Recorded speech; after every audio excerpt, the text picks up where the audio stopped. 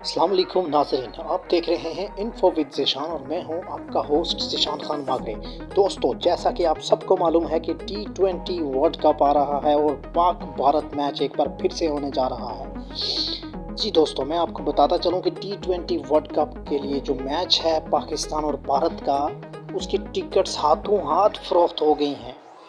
जी हाँ दोस्तों, रवां बरस होने वाले T20 वर्ल्ड कप के लिए रवायती हरीफ पाक भारत मैच के टिकट्स 5 ही घंटों में फरोख्त हो गए। रवायती हरीफों पाकिस्तान और भारत के दरमियान वर्ल्ड कप T20 2022 का मैच 23 अक्टूबर को खेला जाएगा। मीडिया रिपोर्ट्स के मुताबिक T20 वर्ल्ड कप 2022 में भारत और पाकिस्तान के मुकाबले के टिकट आज सुबह 6:30 बजे से 11:30 बजे के दरमियान फरोख्त हुए।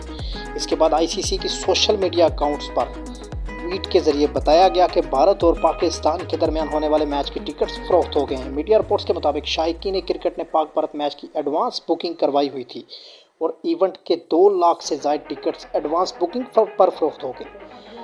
क्रिकेट ग्राउंड में 1 लाख तमाशाइयों के बैठने की जगह है। ये मेलबोर्न क्रिकेट ग्राउंड है और यही वो ख़ास वजह है जो इस स्टेडियम को दुनिया के दीगर स्टेडियम के सामने मुनफरद बनाती है।